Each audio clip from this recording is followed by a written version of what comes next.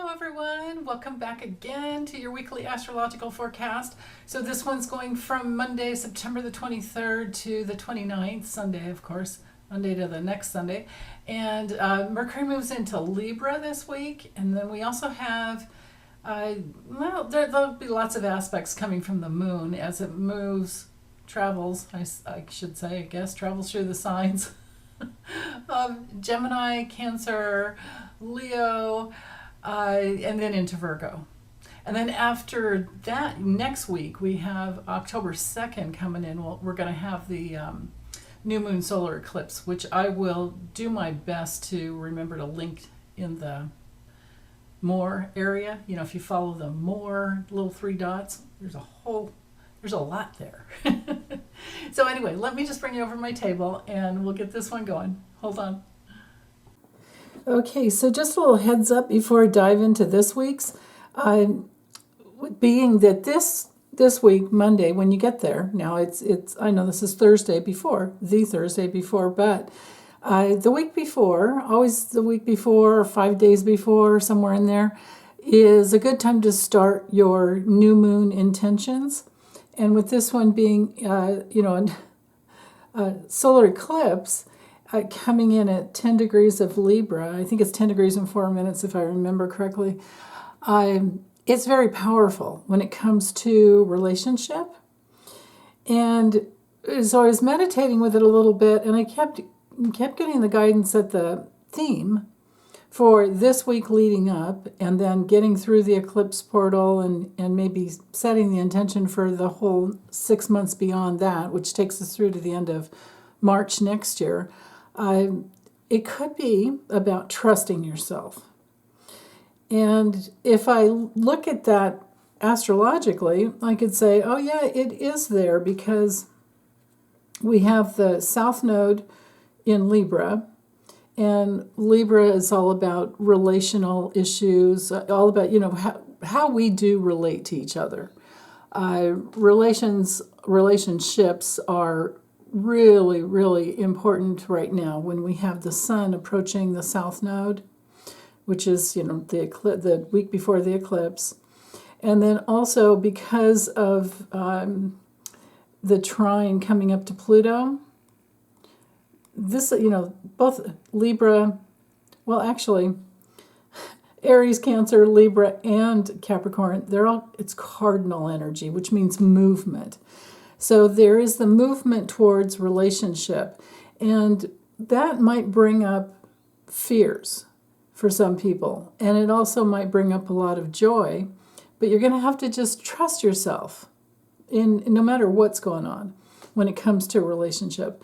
It's normal to be disappointed. It's normal to be maybe a little too spontaneous at first and then disappointed in yourself later, or impulsive. And we do have to be careful with that when it comes to the North and South Node with the polarity of Libra to Aries, because we have the urge here. Mars rules Aries, to relate, the urge to come together. And so we just have to, go slow with it, and then things will work out. But for the most part, it's really important to trust yourself. And also when it comes to the polarity of Aries and Libra, so we're moving towards with the North Node in Libra, and we have been since, my goodness, when did it start? July 17th, 2023. We had the shift go from Aries to Libra, so we're well past a year. They do shift about every 18 months. So we still have some more time, and the nodes go backwards. So we started out at 29 degrees Aries and 59 degrees, 59 minutes, I should say, on both sides, Aries and Libra. So with the North Node in Aries, it's about independence, and it's about self-awareness. So if we go towards our independence, but coming from a very self-aware place, and then trusting your instincts, I think that's why I got that guidance in meditation. And then courage, because Mars rules Aries. Courage is a hallmark theme of anyone with Aries. But usually they're very, the highly developed, evolved ones are just so in touch with their instincts. It doesn't even feel like courage to them because it's kind of second nature to just go in the right direction.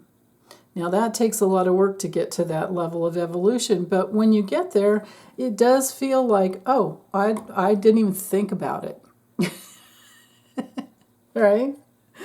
So when you've let go of your abandonment issues, when you've let go of being overly impulsive or demanding or pushing or whatever, then it turns into this beautiful, just, moving forward along with your instincts and your own individual, independent nature. And I absolutely love that. So if you can, be careful about overgiving. Sometimes that's an issue.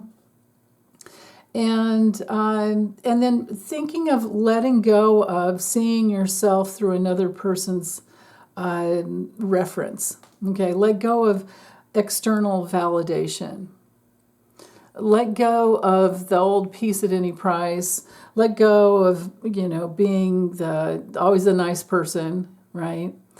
And then also kind of let go of, and this is the hardest right now, and I almost don't want to say it, but it's just one of the Libra tendencies, is just like demanding justice right now, So we do have to, be careful about that. We can't be obsessive about it.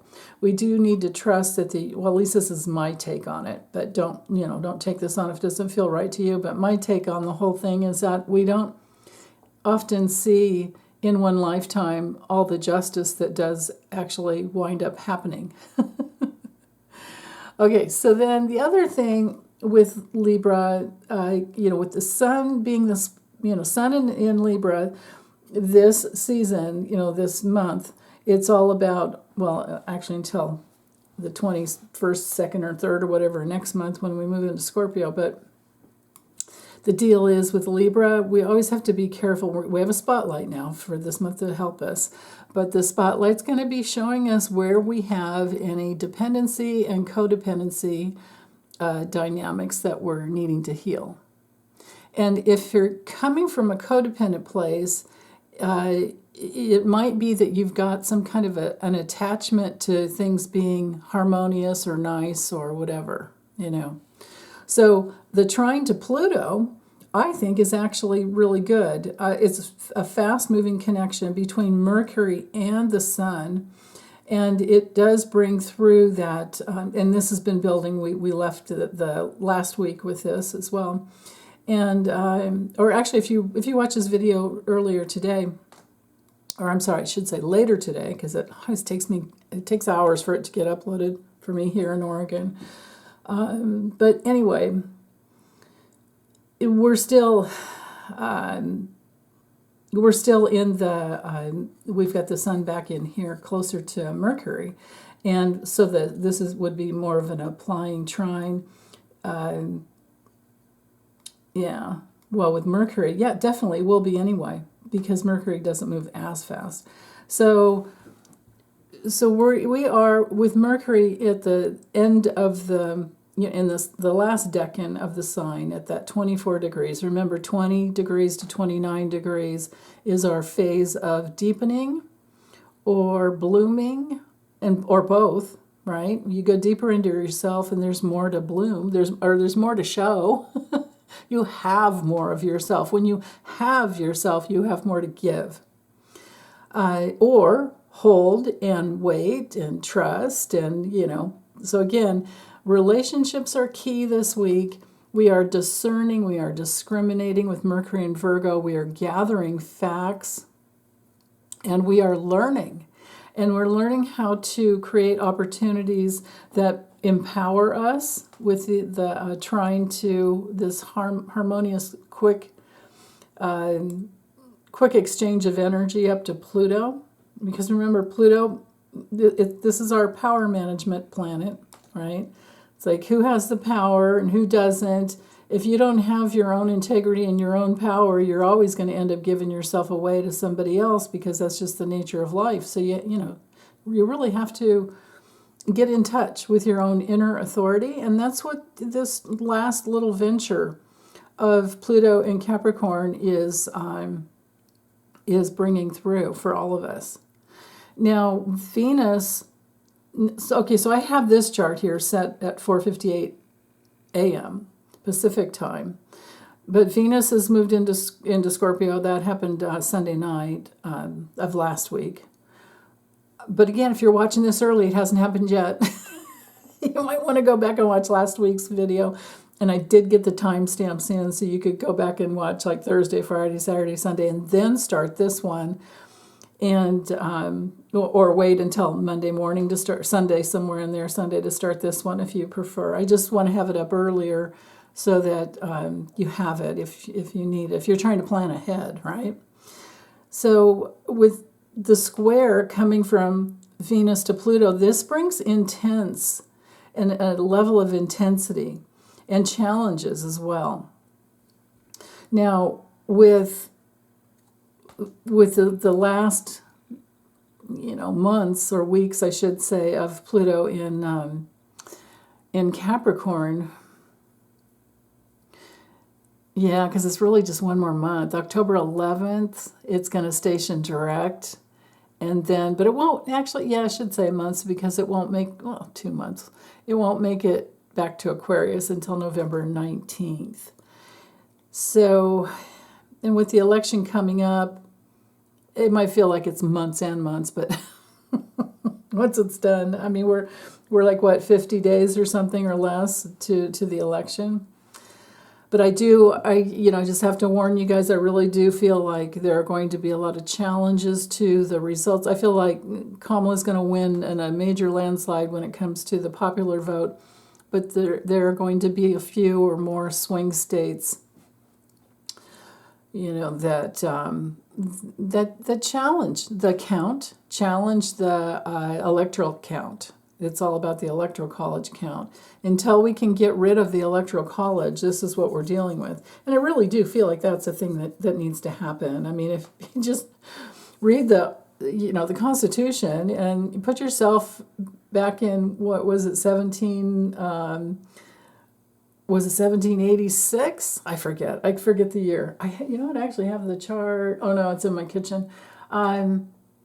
So anyway, that's a little bit of a squirrel moment there, but the framers, they didn't have the foresight to understand what was going on, and it was more about each state being able to protect itself. The Constitution is what brought in a federal, like a national republic, something that kept because of course the Civil War was in between the independence, so we had our 4th of July, 1776 independence, signed. And then what is it, 1861, we have the Civil War between the North and the South because the fight was for slavery. Those old slave masters did not want to let go of that. And thank God for Abraham Lincoln and all those who fought to release slavery. And there were 1865, however long the war went on, it was just the worst thing in the world, but it was between the states. So then there was the federal need to create something that was a ruling document for the entire nation. So we really did become a real nation. It wasn't just states here and there, and being careful so that I mean, they were trying to get us from even in other countries. Like Spain was just kind of waiting for us to flounder around, and there were other countries that were. Anyway, that's another whole thing. But what is always stuck in my mind is the fact that had we not if we had not fought for the freedom of slavery, the emancipation of slaves, we would be in a very different place. We wouldn't have been any, we It was Britain and Spain that were just waiting for us to flounder, whatever, fail, basically, so they could just come in and take over, and life would be very different. So balance, justice, fairness, equality is really what's up on the table this week, and it does bring into force. If you can see there's a grand cross in here. See how Mars is at 10 degrees. We ended last week with this same grand cross here and up here to Ceres. So first of all, let's just talk about let's go to the South Node. Let's stay focused in the Libra area. With Libra, it's all about relating, and it's all about fairness and equality and balance and partnerships and decisions that we make in order to be in relationship. With the square to Mars in Cancer, coming off of this exact square from last week, but it's still, you can see 4 degrees of separation here from 10 to 6. And Mars in Cancer, Mars wants something. What does it want? Look at Cancer. It wants safety and security. A lot like Taurus does, but it's more, this is about protecting not just yourself and your own security. This is about your family. This is about the growth of you and your security, your safety, your protection. So think of your home, your hearth, all of that. Home, hearth, family, roots, your past. And some people are at a challenge to have strong, healthy boundaries and say no more to these people. And it doesn't matter if they're in your family or not, and nobody can get you like your family. Trust me. I bet a lot of you would agree with that. No one can challenge you like those you love. And they'll challenge your beliefs about what it means to be a part of family, and no matter what, family first, like that kind of thing. Well, really? Well, what if you had a father or a stepfather or a brother or someone else in your family who was molesting another family member, or you? Are you going to be faithful to them all your life? No. Your task, your life purpose is to say no to that, stand up and fight. Mars will fight. In Cancer, it will fight for security. And then with the South Node in Libra, because it's about fairness and equality. Everyone deserves respect, but you have to have your self-respect first. So with Mars here in a T-square point to the North Node and then back to the South Node. Remember, North Node's future, South Node's the past. And the Sun approaching the South Node every single day, 1 degree, getting closer and closer. We're already at almost 1 degree right there. The deal is, this week leading up to the eclipse in Libra is going to be this pivotal week where we're making decisions, because squares always bring in the need to make a decision. Squares bring in, and remember, Mars is at the apex of the T-square here. So Mars ruling the North Node, but being in Cancer, it's very protective, and it will fight. Mars will fight for protection. And with the Libra South Node, and that's the square, there's a call to action. And it's a challenge. Decisions need to be made, but it will have us mastering the issue. It will bring strength if you work the energy right. Now, sometimes it's fight or flight. So I'm not saying to get into any fights, and I'm not saying to withdraw and go in the other direction, but I am saying stand up for yourself if you need to, especially if it's a legal issue. Hang in there. And because there could be a breakthrough that just comes right around the corner at the at the solar eclipse on October 2nd. right on the other side of this week, right? So with squares, just remember, sometimes people can be in your face, or sometimes they'll ghost you and withdraw. Both of those are, the fight, people in your face, that's covert narcissism. The people who ghost you and withdraw, and it's a big, F you kind of thing, but they never say it, and they just leave. Without letting you know why they've left, and and telling you that we don't see eye to eye and I love you anyway, but I can't be in this anymore. That's a healthy way to end a relationship. But if they don't and they just withdraw, that is covert narcissism. They're trying to control the relationship by ghosting, by just withdrawing and leaving you kind of confused if you don't know what it's about, with them. So, and then covert narcissists, I think I talked about this last week too, would, a lot of them will be people who give to get, and that's where we have to be careful with, the Libra, peace at any price and always being nice. Like sometimes it's not about being nice. Sometimes it's about setting a strong boundary and saying no. And it won't feel like it's anything nice to them, but for you, it'll feel like it's an act of love. To stand up for yourself and say no to abuse is an act of love. But it won't feel like it in the moment. It'll just feel better later when you've got that pressure off of you. Your guts feel normal again. Things are balanced out in your soul substance because you stood up and took a stand against whatever it was. Because the lesson in relationship is always to stand your ground and be honest. But you have to know yourself before you can do that. You have to find yourself.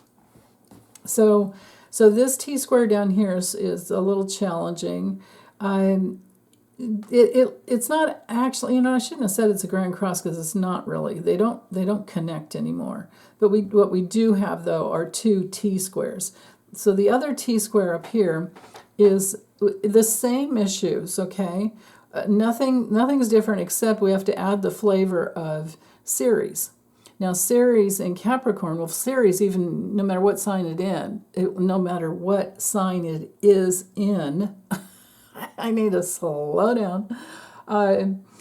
It's all about protectiveness and who we are loyal to. And it's also, on the greater good of the whole, on the cosmic scale, it is about loyalty to humanity and animals. And it's also related to all the cycles that a woman goes through during her life with her reproductive system.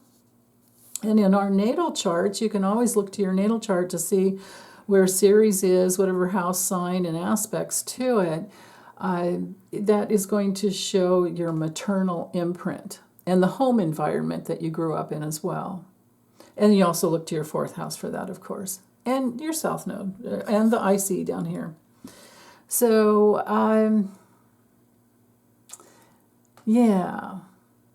sometimes too, Ceres is connected to grief and separation. And I'm thinking that some plutonic players from the past are going to be separated from their freedom because justice is over here, and the fight to get it right, do things right, well, that's at both ends of the nodes, whether it's the north or the south node. But what comes to mind that was on the news this morning is that Harvey Weinstein. And so this relates to me to when I'm thinking of this. Just kind of keep in mind, Pluto retrograde in Capricorn at the nth degree, the anaretic degree, things are intense. The square to Venus ruling women, and in Scorpio, where, we're not taking it anymore. It's the phoenix rising out of the ashes of the past. And then Mars in Cancer over here is the fight to protect the feminine, okay? And Mars with the opposition to Ceres, there's that connection there. That all of this reminds me of Harvey Weinstein being indicted on new charges of felony sex crimes. I guess there are 80 women that have accused him, and he got away with some stuff, or things were, I don't know, dropped on technicalities or something, and but now he has some a new indictment. So there you go. Capricorn revisit, or I'm sorry, Pluto revisits Capricorn, and there we go again. He's back in it. And then also little old P. Diddy, whatever, he got some RICO charges. And he's in a Brooklyn jail, which is supposed to be a pretty bad detention center, the one that he's at, with no bail. And so it's like, he's charged with trafficking and abusive sex parties.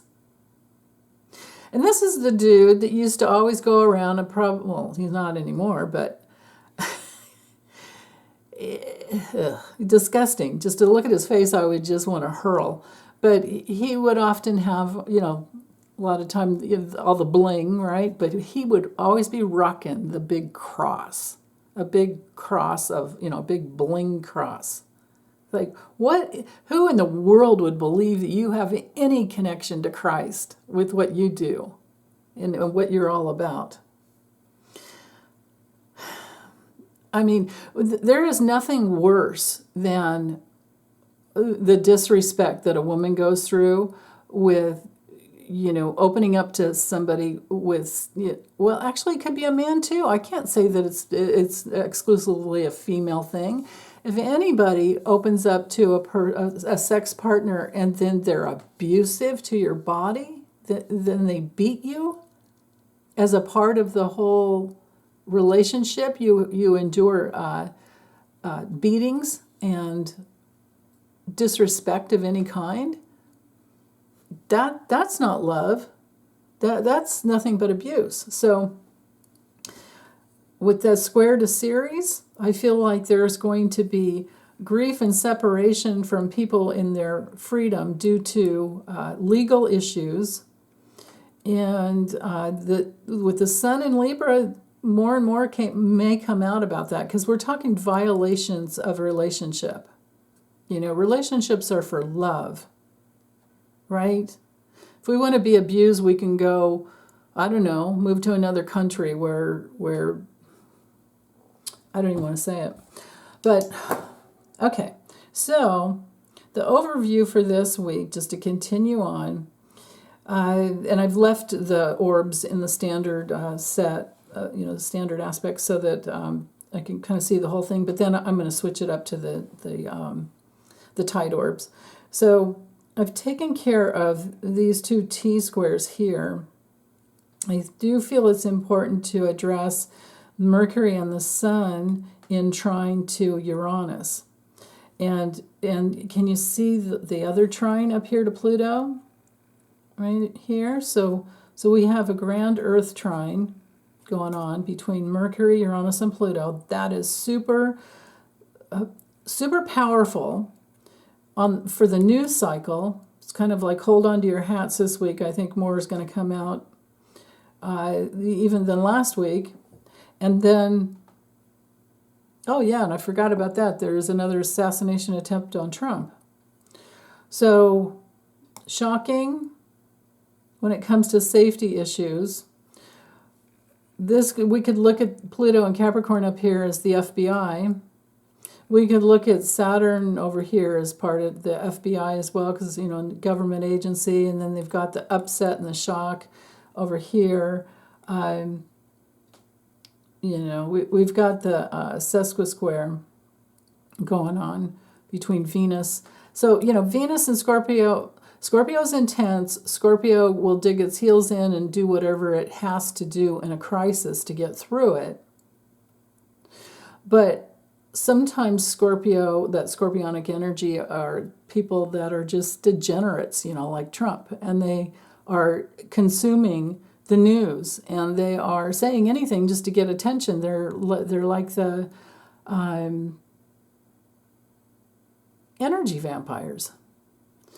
And when it comes to Venus, we're trying to bring through harmony in a crisis, but then they're trying to protect him And it's just too much of a drain. There's a huge drain. I mean, I don't think people are signing up to protect him. That's the deal. So with the trine here, Mercury's going to bring out the news, and it's going to be about power, and it's going to be shocking sometimes, and just get used to that. For this week until Mercury moves into Libra, which will be Thursday. Okay, so between Monday and Thursday, it'll be pretty intense. When Mercury moves into Libra, it might be, well, then again, also, Virgo is all about divine order. So for us personally, it's about wrapping our heads around and thinking in ways to bring in more order into our lives and being more useful, getting our health in good places, figuring out what you need to do in order to be healthier. Because nobody wants to suffer while they're still here, And the only way you do that is by taking good care of your health. You can't just leave it up to big pharma and doctors, because they don't usually, most doctors don't know anything about nutrition. They're getting better, but that we do have registered dietitians, we do have, nurse practitioners, we do have a lot of amazing alternative, health practitioners, but then you have to be careful and use your own guidance as well. So, but with, Mercury in the last stages of Virgo, this is the time to do it. And then as we get our self-care with Mars in Cancer, and with Mercury and Virgo, get our thinking around what is healthy for you, each of us individually, because it's not one size fits all, except for some things, of course. Then once we've got that going on, when Mercury moves into Libra, we can start looking forward to our life feeling more balanced. And if your body feels more balanced, your life will definitely be more balanced. In fact, everything is just, from the inside out. I keep saying that over and over again, and I will always, so because it's the truth, Okay, so we also have a sextile here from the moon. Oh, no, wait, that's Jupiter to Chiron. Ooh, I like that. From Jupiter to Chiron brings through healing. Jupiter is now in that, because it's almost at 21 degrees here, is now in that third decan of deepening. So in Gemini, it's been about learning.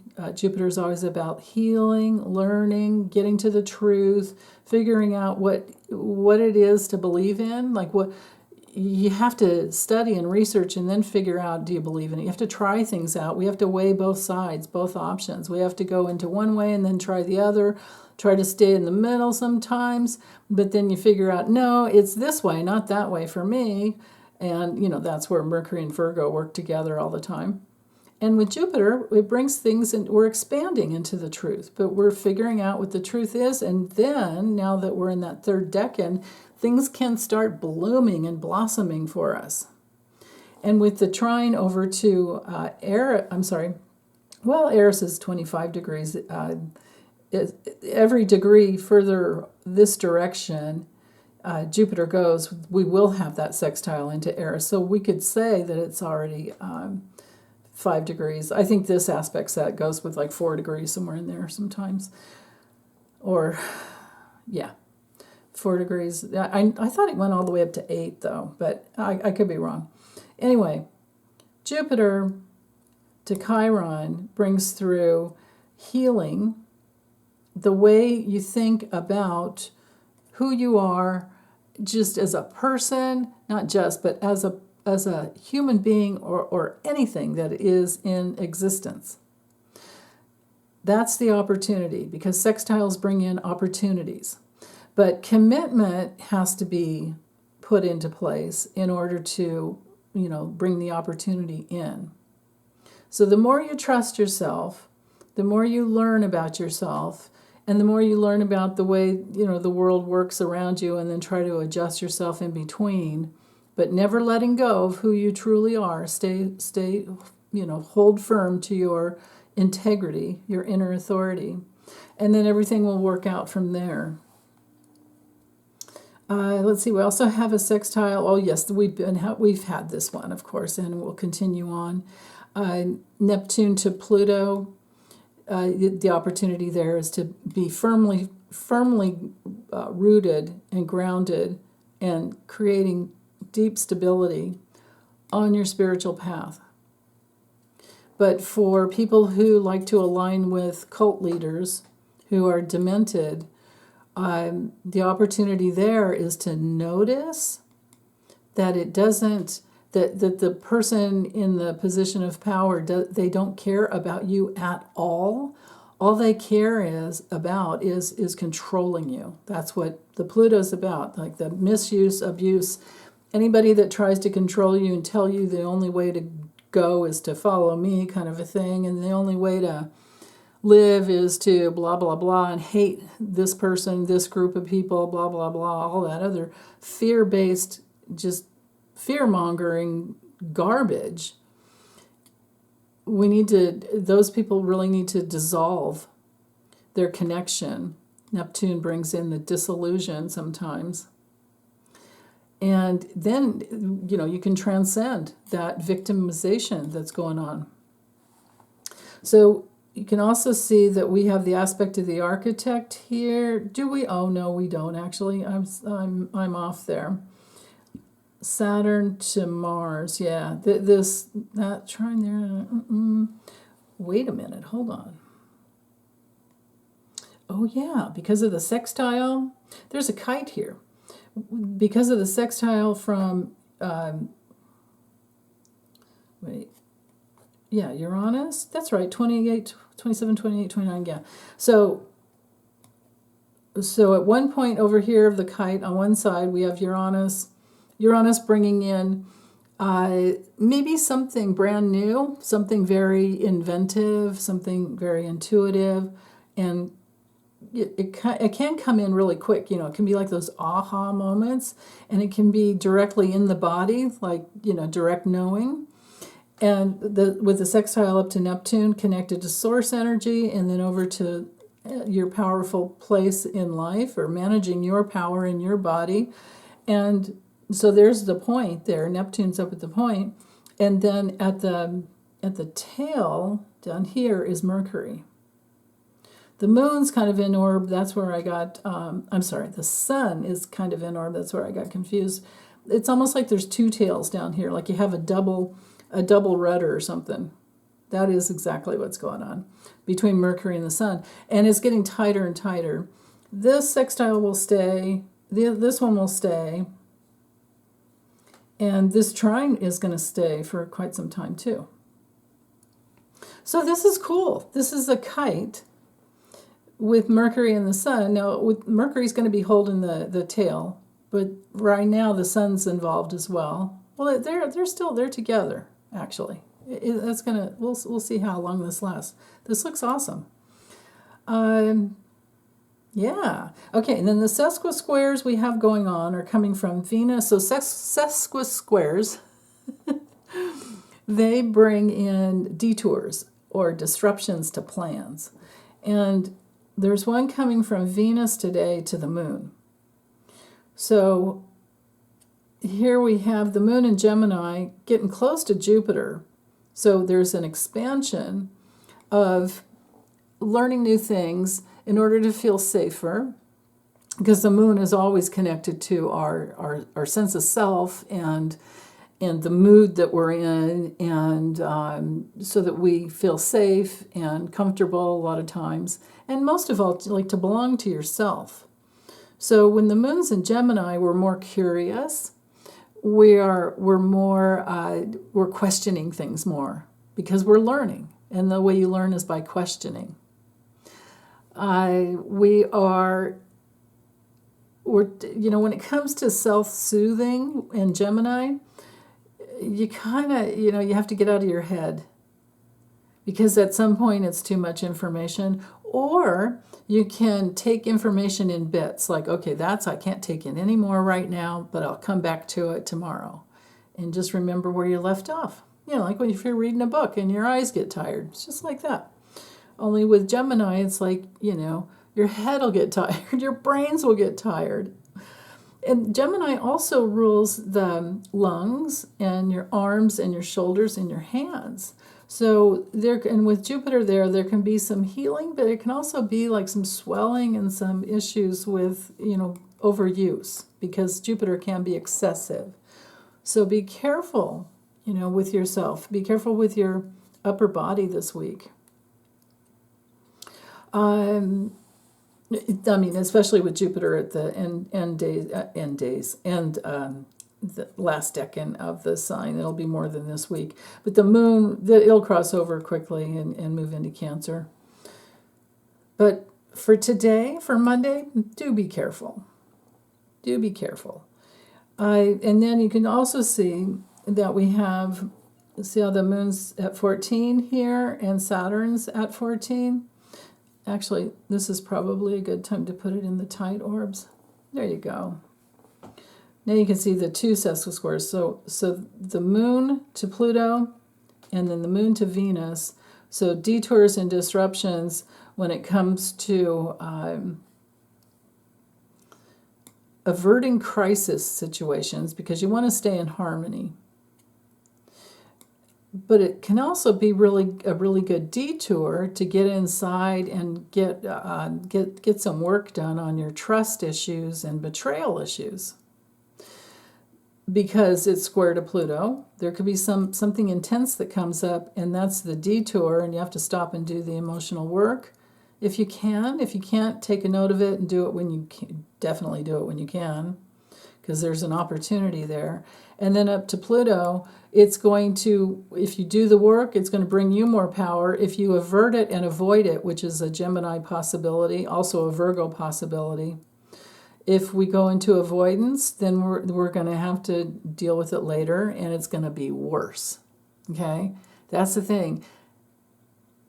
Nip it in the bud when it comes in, or else it's going to be worse. It's like having a child and you let them be mean to a sibling.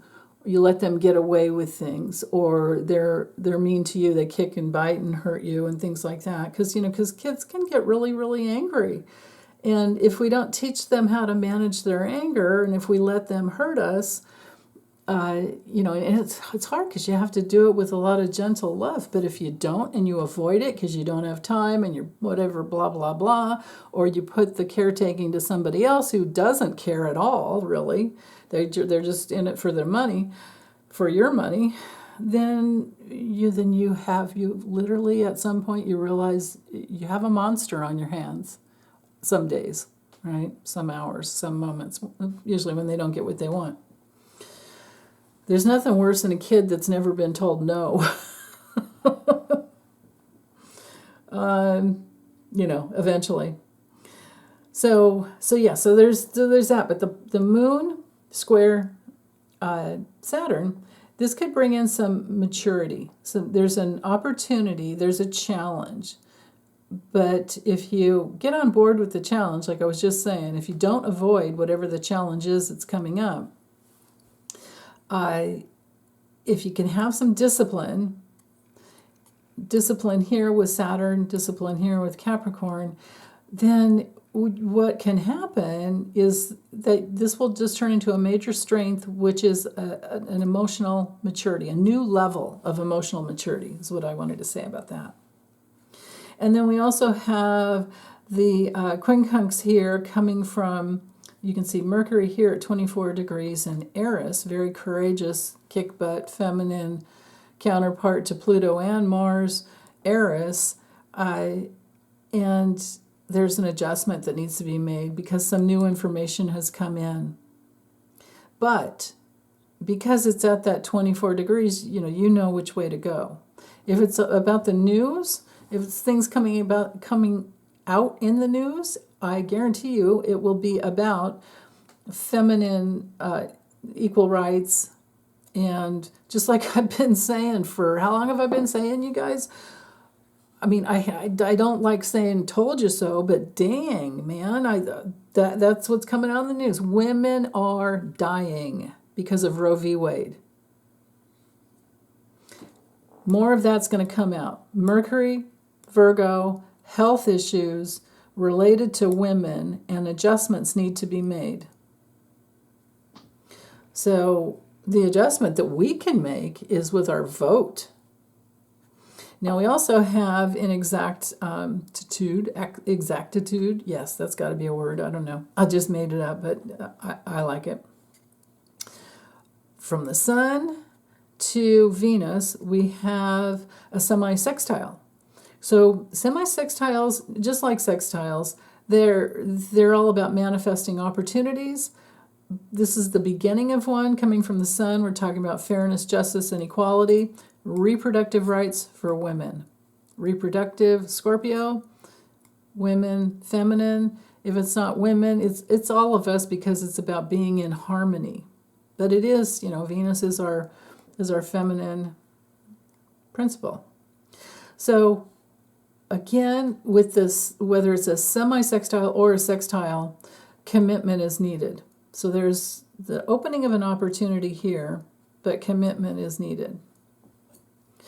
So, okay, so let's go ahead and go to Tuesday. And Tuesday we have the moon already on the other side of Jupiter, and it has, well, I lied. It's still at 29 degrees there. This is what happens when I use my little, I have a book. I'll show it to you. This book.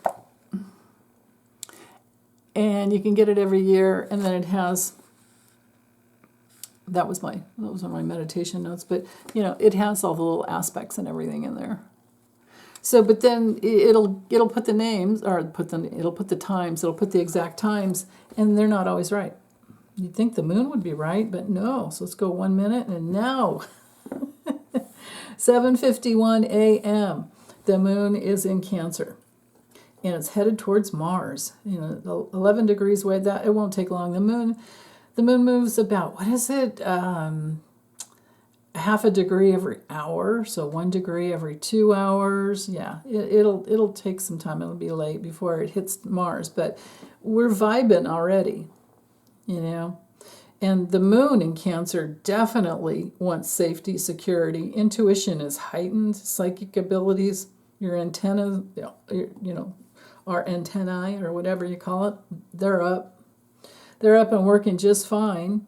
Mars in the semi-square to Uranus brings through there's some friction going on here. So Mars wants something, safety, security for your family, for your home. Maybe you're looking for a new home, and the semi-square here brings in maybe some indecision about what do you really want, especially when Uranus is in Taurus. You're always figuring out some new thing of, oh, this is actually what I really wanted, because Uranus is the great awakener and helps us to understand what's really going on in our nervous system.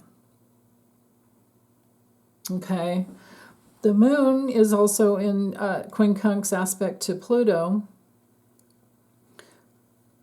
So just about 8 a.m. And so this will last for a little bit. And then with the semi-square to Saturn, so there's an adjustment coming through your emotional body that can be much more empowering if you listen to it. And if you take the time, give yourself the time to listen to what's going on in your guts. Cancer rules the tummy and the chest and the breasts, and so if you listen to your body and you care for yourself and nurture the ones you love, the things you love, your fur babies, your home, all of that, whatever is the foundation of anyone's life, unless you're one of those rare individuals who can just like backpack through the world, or remember like the walking pilgrim. I could never live like that. I would go nuts if I had to live in hotels for, a month. I can handle it for about a week, and that's about it. Unless you just go to one place and you stay there. But that constantly moving, although I do have to say, because I have Uranus in my 4th house, I have moved 27 times in my lifetime, and hopefully this is the last one. So anyway, the nature of living in Southern California is basically what it was. Always trying to find cheaper digs. So with the moon, with the adjustment needed here to your power, it'll be a little, like, I don't want to do it, but then you're going to have to. And if you do, whatever it is, if you do, you're going to feel so much more centered and grounded. If you go to the place of not worrying about, well, you do want to always think of the future. But if you could go to the place of all possibilities rather than thinking more in the finite realm, and that might be easier to do because we have had Mercury, we have completed the opposition of Mercury to Saturn there, last week. So that was an opening. Now there's just a little bit of friction. This isn't a strong. It's just a little bit of indecision and friction. It's not a strong aspect, but it is there, right? Maybe this is more for people who are trying to get off of the MAGA, baloney. Make America great again. It wasn't. Who was it great for before? Was slavery and segregation? I mean, who was it? It was sure as hell wasn't good for us women. It wasn't good for any person of color. I mean, if it's not good for all of us, it's not good. Just think it through. Critical thinking is always good, right? So there's that. So the moon in Cancer is going to bring all these issues up. The trine coming from Mercury to Uranus is getting stronger, so the energy is flowing even faster. So this brings in a lot of divine Uranus, Mercury brings in divine mind, intuitive flow, and the details, getting the details and the facts. So I can't wait to see what comes out in the news because Mercury, of course, is our messenger. So let's go to Wednesday. Now we have the moon conjunct Mars, or Mars is actually on the other side, but it's 11 degrees 55 minutes. This happens at 5:40 a.m. on Wednesday. Okay, and it brings in two semi-squares, both from the moon and Mars. So now things are definitely, with Mars, we're wanting something, we're striving for something, we want something. We're moving towards more safety, security. This will be a very intuitive morning for a lot of people. Mars can sometimes be the military. Mars does rule the military, and in Cancer, it's about protection. I hope there isn't something that happens. Of course, all over the world, something's always happening, but it just happens at different times. Same things will happen different times, but sometimes Mars just activates. It brings in some enthusiasm. So because the moon is connected, this could definitely have us responding in a very intuitive way to just nurture ourselves. And if you don't, these two semi-squares here to Uranus is not going to, you won't feel good. If you don't do whatever you need to do to take care of yourself and the things in your home and the people and fur babies, everything that you love, you're going to feel off and it's going to bug you. You're like, your nervous system won't settle. There's a thing called self-regulation. If you don't take care of yourself and nurture yourself and have strong, healthy boundaries, you cannot regulate your body, and then that's what leads people to, do other things to calm down that can be addictive and very unhealthy. Mercury is exactly opposing Neptune today as well. And actually, this would have happened even earlier in the morning. But so that's actually really important. Here, maybe give you, if I get back to the page I was on, I can give you the exact time. Okay, so this is Wednesday. 4:07 a.m. So 7:07 Eastern Time, 4:07 Pacific Time. Okay, so whatever time you get up, it's going to be, either it's going to be moving into orb, because this timing here is exact. Those times I gave you, that 4:07 and 7:07 a.m., those are exact times, but the approaching energy is stronger, and then it just kind of clicks into place. And Mercury, again, is always about, well, it can be negotiating sometimes. It can be, and then other times it's just about connecting the dots and linking up things. Mercury's very good with tracking patterns and analyzing what's going on. And then, of course, Mercury always controls is contributed to, I guess a better way to say it, because planets don't control us. They're just there for us, hanging loose, going, okay, well, no, she went that way. Oh, dang, she's going to hit her head again. That's me.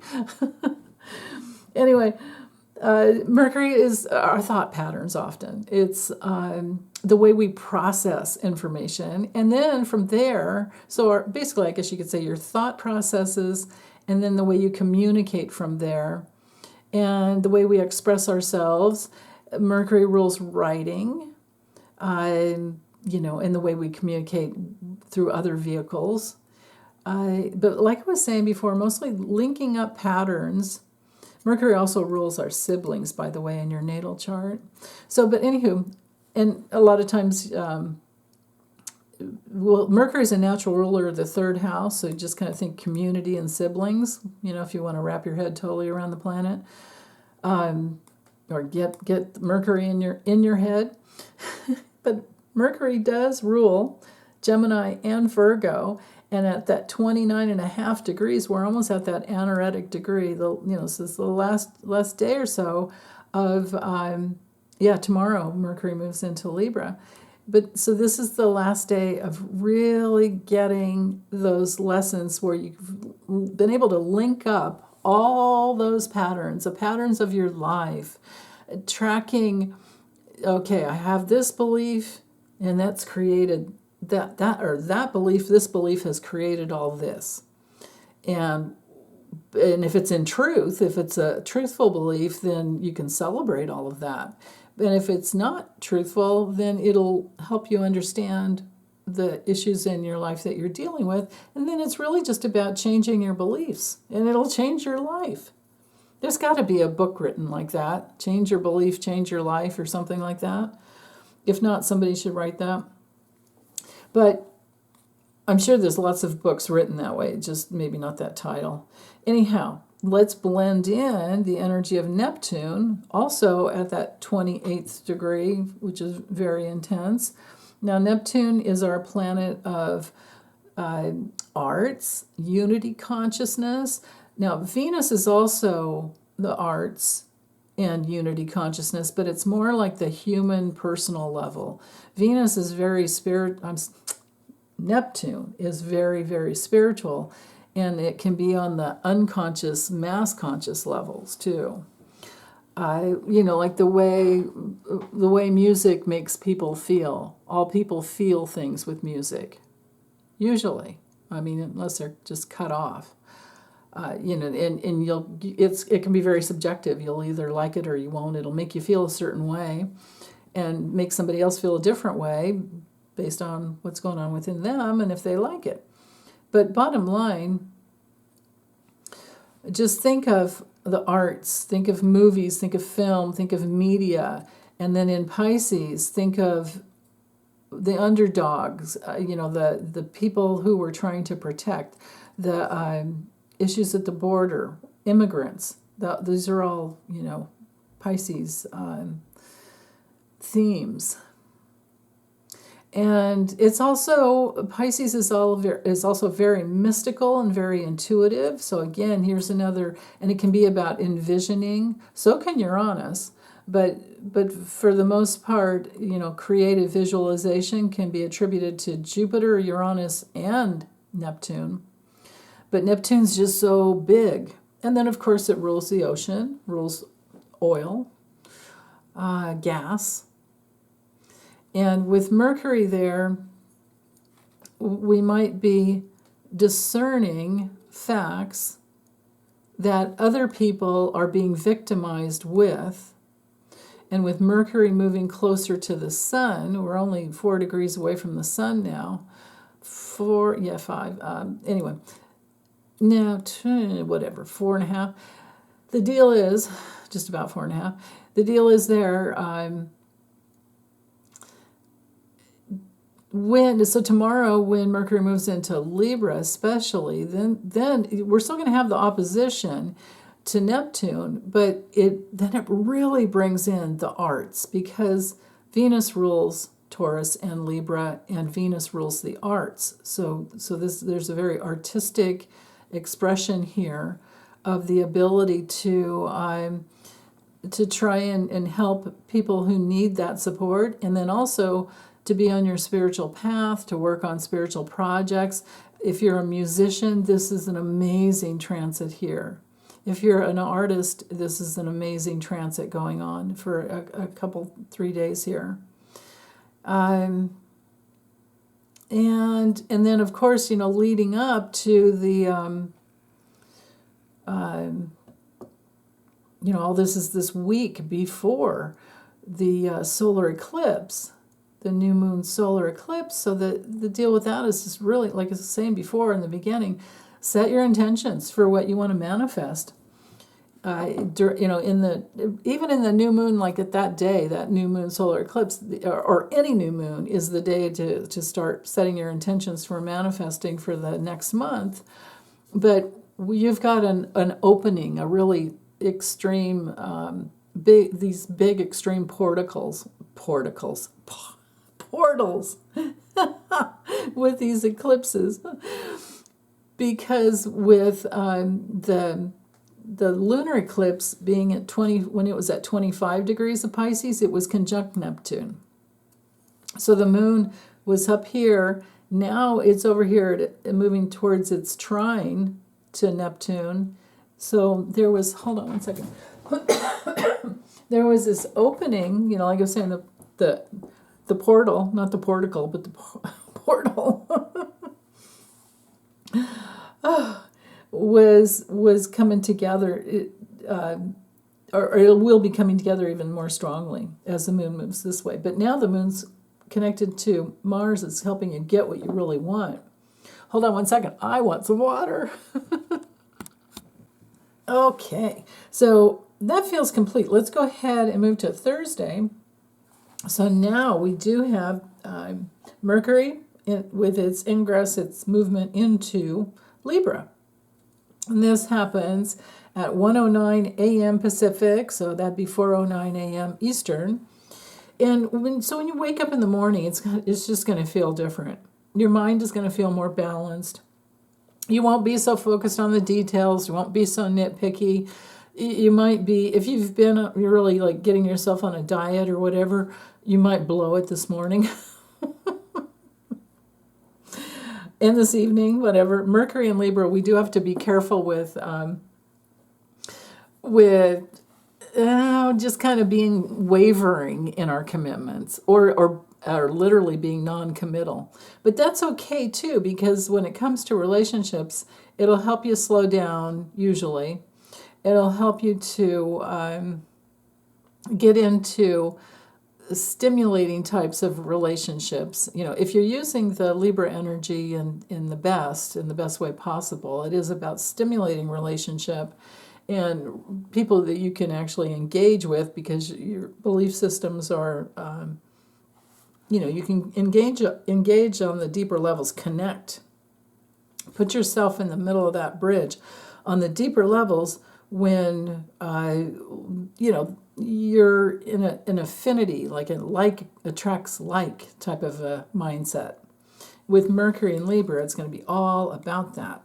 And Mercury's coming right into the heart of the sun. That's where they call it Kazemi, whatever. We're going to be experiencing that. So it just makes it more intense, that's all. No need to worry about what Kazemi is. It's just more of an intensity. And with Mercury trining Pluto at that 29th degree, it will be powerfully intense. Okay? That's the thing. So, but it's starting already. And it's quick moving. There's going to be, I would say, news about things related to justice, fairness, and equality, that whatever's going on in the government, people misusing, abusing their power, the corrupt ones, we'll be talking about it. So the moon this morning is squaring Chiron. So if people are not being honored in their right to exist just the way they are, some people are going to stand up and really want to protect them, because Cancer energy is protection, if nothing else. And with Mars in Cancer, we will be fighting to protect those who are vulnerable and who cannot stand up for themselves. And we will be talking about it and saying it's not fair, but this is what is happening. You can see how that's playing out already politically. Now, Mars in the sesquisquare here, or I'm sorry, semi-square, over to Uranus, this could be something that brings up a lot of angst, a lot of safety, security, survival issues, especially in relationship, in regards, I should say, to women and children, and the growth of women and children. See, that's the thing, is if we don't protect the women, we don't get children. I mean, I don't know why they don't understand that. So they think they're protecting an unborn child. Well, what if it's true that the spirit doesn't even enter the body until the moment the baby takes its first breath? So if there's a mother who can't, nurture the baby to life in the womb, why would a woman want to give birth to a stillborn baby and go through that trauma? And the spirit of the baby isn't even there. Why? or God forbid you need a D&C just because you had a miscarriage, but no, now that's an abortion. Right? Like what? Like I said, women will die. Women have died. And in that heartbreaking case we heard about with Lawrence O'Donnell, that brought it all to light for me. I'd read a little bit about it, but I didn't get that extra little piece in there. And this is what Mars in Cancer is all about. And the moon in Cancer as well, is that, women who die usually leave children behind. They are now orphans, especially if it's a single mother. And what husband wants to lose their wife that way? Can you imagine the pain of sepsis? All your organs seize up, and just a massive fire going through your body. And imagine doctors not being able to help you, and all they can do is really just give you some morphine, I suppose, right? I guess they could do that. All because of Samuel Alito and his connection to Hale. My goodness. I don't know how these people sleep at night. I imagine it takes a lot of drugs.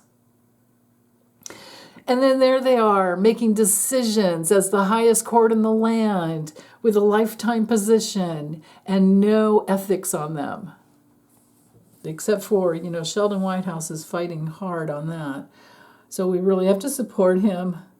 My goodness. Well, we just all have to vote. We had to vote and get these things taken care of. But that's not going to happen with with a house in, that's ruled by the GOP. So things really need to shift. But I do believe Kamala's going to be there, and I do believe she'll be there for another term as well. I believe she'll be there for 8 years, because we're going to get on that wave and we're not ever going back. So here's a wave. Mars, Moon, Cancer is a wave. There's a big wave here with Neptune and Pisces. So yeah, okay. Moon square Chiron again, protecting existence, protecting mothers, protecting the new.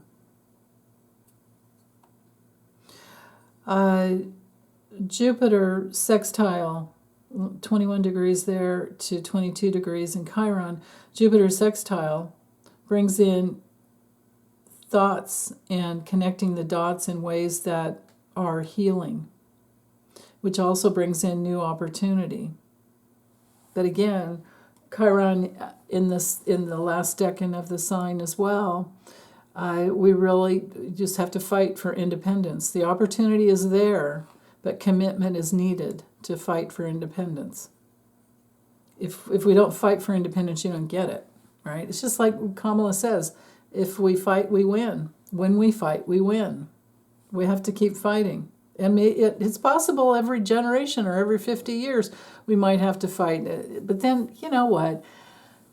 At some point, it's like when you get on your spiritual path, there's a certain point where you just can't go back because you know too much. So yeah. So Saturn in the semi-sextile, I'm sorry, I keep saying that, semi-square. The semi-square brings in friction. And some people are undecided. Well, I would hope that with the family matters that come up, that they don't live in a bubble and they can understand, what the GOP is all about.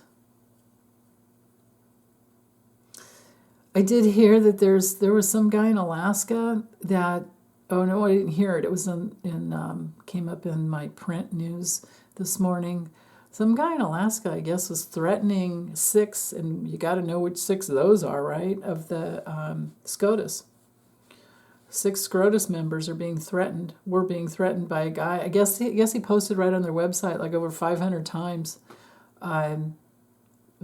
Threats, major threats to those 6. So there's that.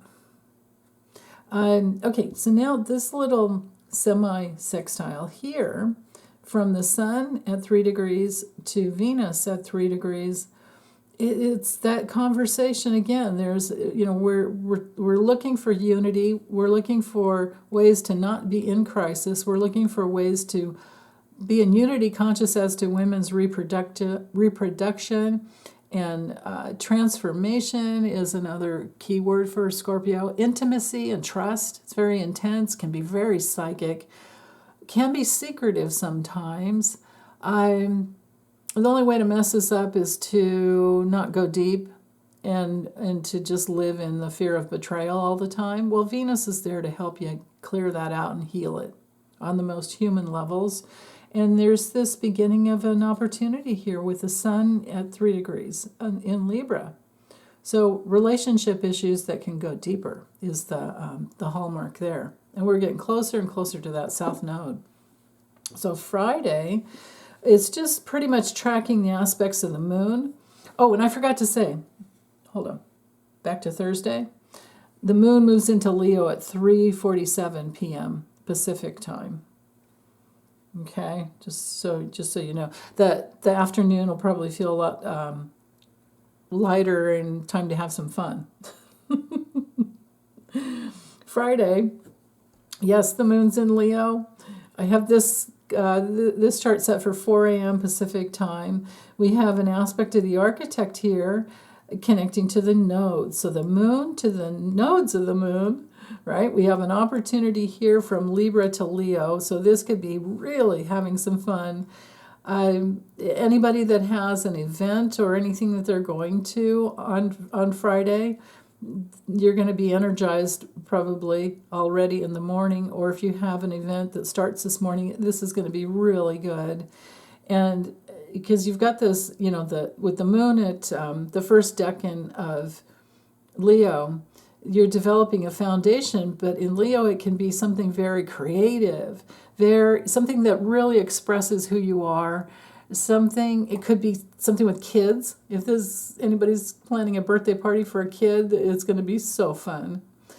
And anything to do with initiating your courage, you'll pick up the strength from your ability to whatever you've done in the past to help balance yourself out and to be more relatable, more understanding of yourself and others. I mean, you can't understand someone else unless you understand yourself.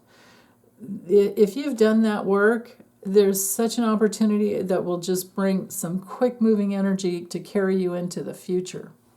So that's really beautiful this morning. So let me switch this up to hours, and let me just go forward a little bit and see where the moon takes us there. So we have that aspect of the architect it's over at 6 a.m. I don't think or 7 a.m. I don't think anybody's having a party that early. I think this is more about inspiring. I think that aspect of the architect is more about inspiring. Now, that's when it's exact, but let's do this. Let's go to the standard aspect, and you'll see that it's still there. In fact, the moon is now vibing off of the south node. So that's still there. So let's go ahead some hours and see what we get.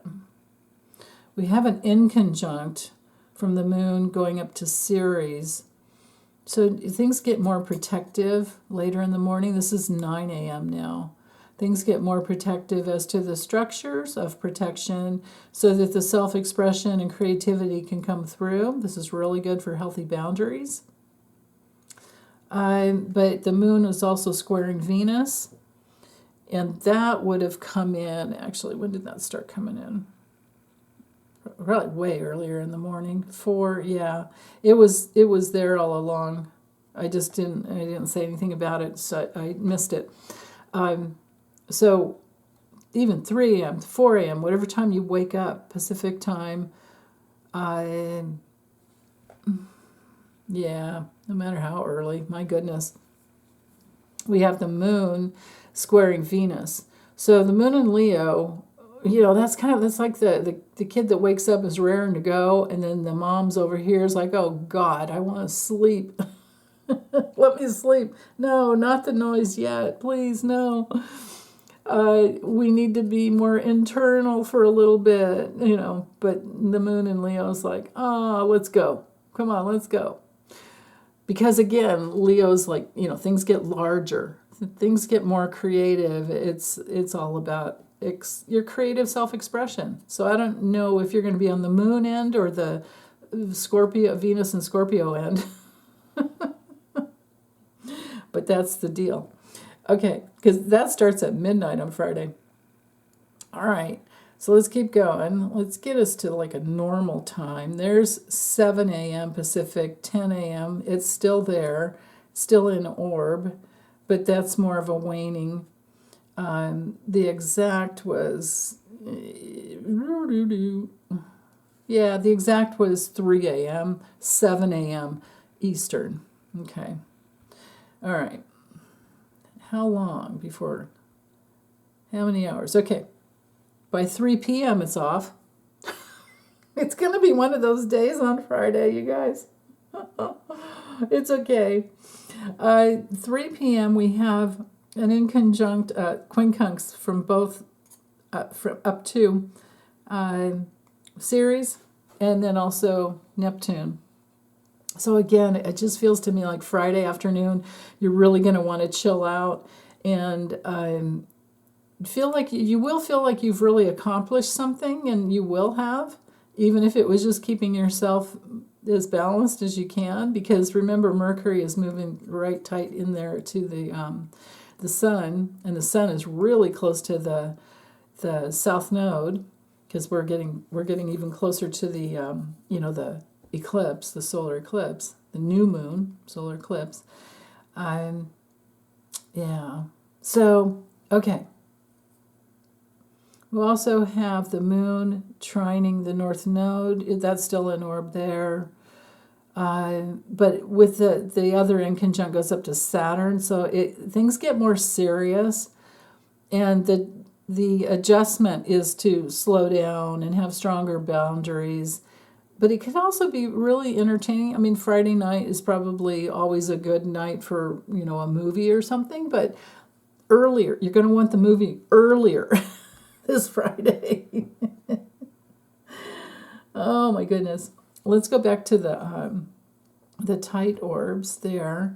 So you can also see the sesquisquare that's coming in the afternoon up to Venus. So again, there is that detour, a disruption to plans is what we get with the sesquisquare or sesquisquadrate, which is much harder to say and spell. Same thing though, it's 135-degree aspect. So Jupiter in Gemini can bring in that just too much information. I need to go in. I need quiet time. That will definitely be popping in the afternoon. Let's see when that started though. Yeah, look at that. Is that an all-day thing? Yeah. Oh, you guys, no matter how early you get up, yeah. Between the square to the moon, approaching Venus, and that sesquisquare coming from Jupiter, Friday is going to be, you're not going to want noise. You're not going to want a lot of noise. You're going to need more quiet time. Okay, let me get past that 3 p.m. There's 4. Now we've got the sesquisquare going over to Neptune. Again, quiet time, movie time, nap time, whatever you need. If you can't, like if you're in charge of some small children, or at least one who's very rambunctious, and maybe they have a Leo moon, or maybe have a Leo sun, or a lot of planets in Leo, and this moon in Leo will energize them. And if you've got them all day, you might want to see if you can get some help ahead of time for the afternoon, because it would be a lot to handle for one person. Kids get energized when the moon is, on their personal planets. So, yeah. If you're a grandma, it's like you might want to say, no, you pick them up by 3. or bring some help in the afternoon. Bring movies and popcorn. And that's all you're getting out of me. I'll watch them. You bring the treats, that kind of thing. So Venus in conjunct the North Node, quincunx the North Node, Venus in Scorpio. So this is approaching too. So Friday night. Again, that Venus is wanting. So Venus always wants something. It wants harmony. It can be indulging. That's why I was saying popcorn. It's making comparison values all the time in order to gratify something. It has to do with our relationships. It has to do with pleasure and the things that matter most to us, like what our values are. Like I was saying, comparison values. And in Scorpio, we are trying to. It's about Scorpio is about refinement and getting more harmony into life, and we don't mind the conflict really. Usually it's the thing that you want is greater than the fear of the work you're going to have to go through, so you just kind of dig your heels in and you just do it. But when it comes to this other Leo energy and Jupiter energy, Jupiter and Gemini, Moon and Leo, it's a lot. That's a lot to handle. When it comes to deluded cult members, there's going to be some disruption, I would think. If Mr. Who is planning a rally while the moon's going through his 12th house, and these two sesquisquares going on, it's not going to be good. He's not going to have an easy time. if he's planning, a rally on Friday afternoon, Friday night. Yeah. Okay, let's go to Saturday. Saturday, we have the moon sextiles Jupiter at 9:05 a.m. Pacific. Okay. So, and these are all exact aspects. So, there's quite a bit going on. So Jupiter's here in a sextile over to Chiron and to the moon. So Jupiter's holding space, because it's a slower moving planet, is holding space for the expansion of the mind, expansion of, connecting the dots, of articulating your words, negotiating what you want to get, done. Gemini has to do with, just all of the way you communicate, and then, kind of being more objective. But like I said, connecting the dots and opening up more opportunities. Multiple opportunities is one of the Gemini, hallmarks, which is really good. If we don't talk to each other, we don't get anywhere, right? If we don't communicate somehow with each other, we don't get anywhere in relationship. The moon in Leo knows that, and it's already talking. So there's the opportunity to open our hearts with the Leo energy can be just very generous, very open-hearted, and very creative. It can also be narcissistic. So there is an opportunity here to learn more about narcissism and how it works. These are exact aspects here. And then to get yourself going in a new independent direction. So there might be, especially with the moon trine, they're trine Chiron, there very well may be people that are hearing what's really going on with Trump and they're leaving. I mean, yesterday he was trying to talk trash about Alaska, Afghanistan, but he said Alaska instead. It's like, what? It's like, giving drunk uncle or demented grandpa a microphone and letting him just talk, which could be kind of funny because he thinks he's putting on a show and he's got something to say and he's all that. But this guy's running for president. And he's doing it only to stay out of prison. Otherwise, he would just stay in Mar-a-Lago and do his little sticks, stage shticks. So Venus and Scorpio may see that and see where we're headed in the future with something like that, and deeply, that penetrating comparison value there can make that adjustment. That's going on today. So with the moon sextile, Jupiter, the moon trine, Chiron, just that is amazing. Now, the two semi-squares going on here from the moon to see how now the sun is exactly conjunct the south node. So we are really venturing into the territory of the past. And with Mercury in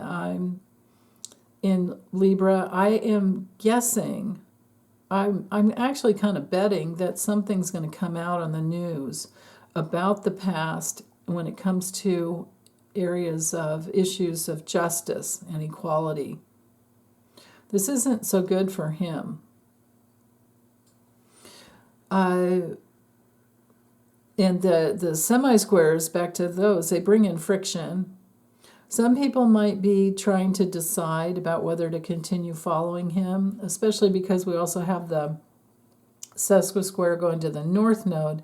And this is this could be an emotional awakening. It's like opening your heart and realizing that his policies, because he has, he has taken complete responsibility for creating the overturn of Roe v. Wade and bringing in the Dobbs decision that is the reason that women are dying. And not only that, I mean, he's saying he's the one that put the judges on the bench that did the thing that he wanted to do, which was turn over Roe v. Wade. He doesn't have anything left. And we know that he's probably paid for many abortions in his life. And it even came out on the news that he didn't want Marla Maples to have Tiffany. When Marla Maples got pregnant, he's like, "What are you going to do about it?" That's recorded on a conversation. So we know he's definitely for abortion. But because he's the biggest whore on the planet, he's acting like he's not for abortion because he wants the evangelical vote. And here we are, a nation that has vowed with our Constitution for the separation between church and state. So what are we fighting for, right?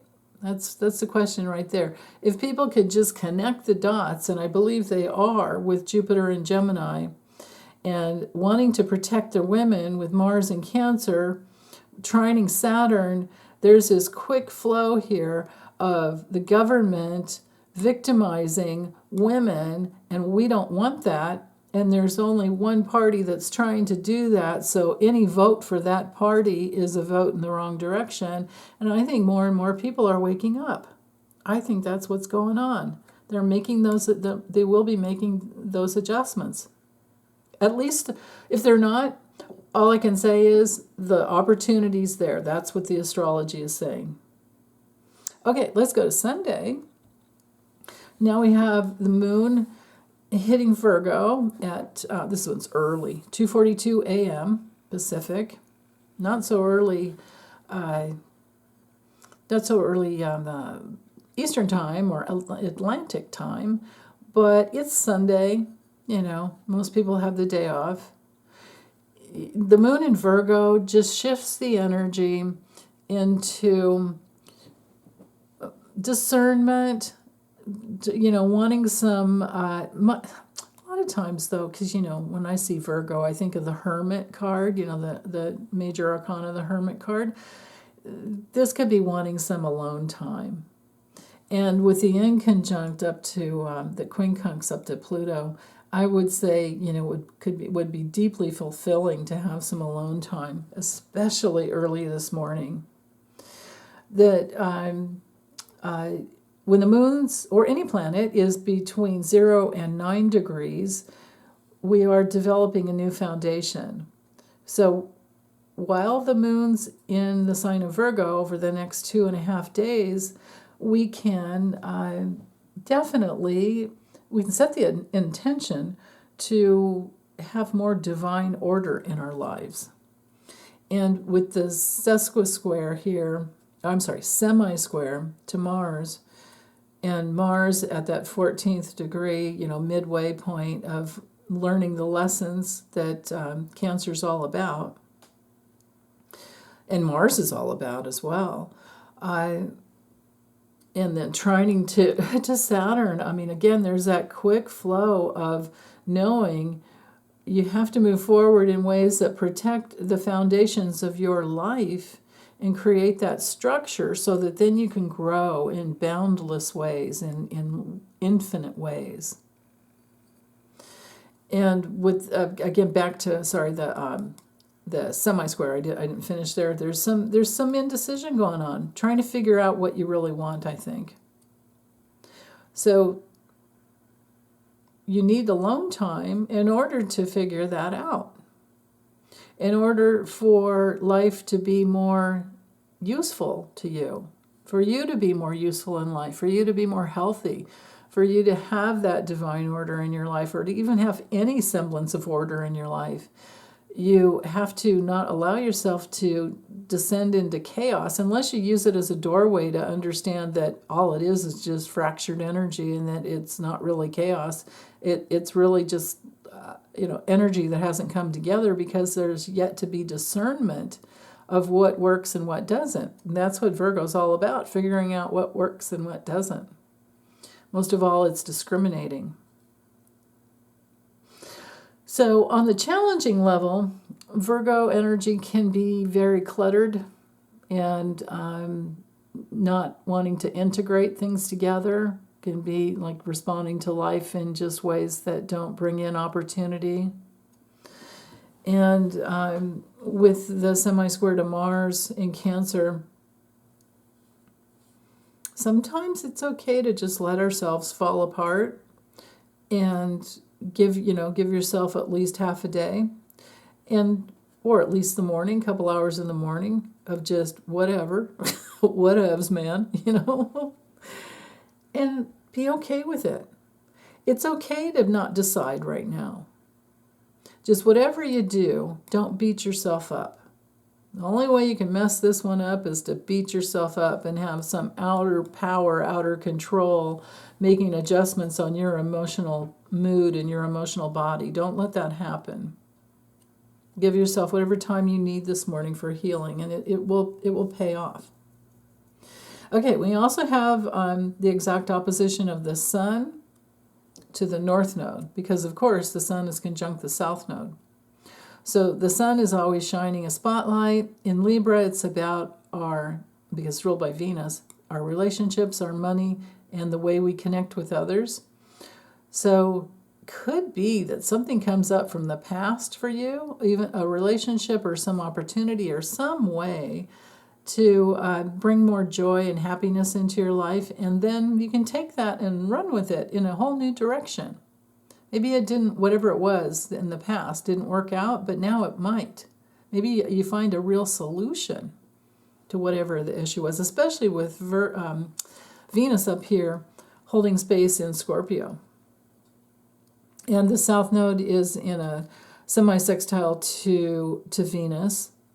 And so there is, again, that little opportunity. But like all semi-sextiles or actual sextiles, we need commitment in order to bring in the opportunity. The opportunity is there, but if we just shine it on and don't, or maybe we don't want that, it might be something we don't want.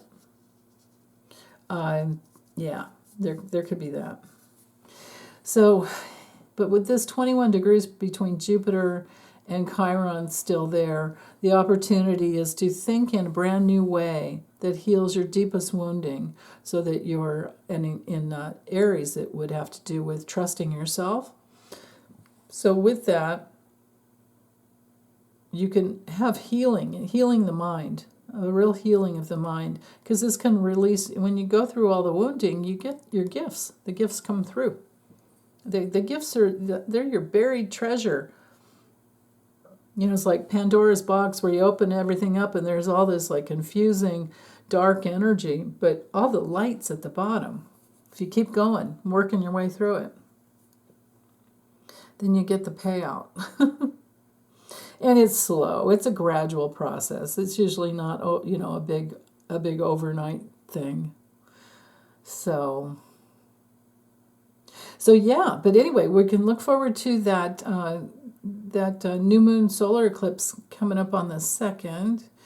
And I guess I'll just close up with saying, make sure you set your intentions, because we're right there in that portal. And it opens this new experience of change and the solar eclipses are always more, I'll talk about that next week again, but they're always more external. The lunar eclipse that we already had is more internal, and you could feel that, you could feel that inner shift of like, yeah, I'm not taking it anymore. I know what I want. I know what I stand for. And if I don't even care if you're a family member, I mean, I'm always gonna love you, but it doesn't mean we're gonna talk about politics if you're not on board with what's it's like we are at a decisive, a lot of people say division.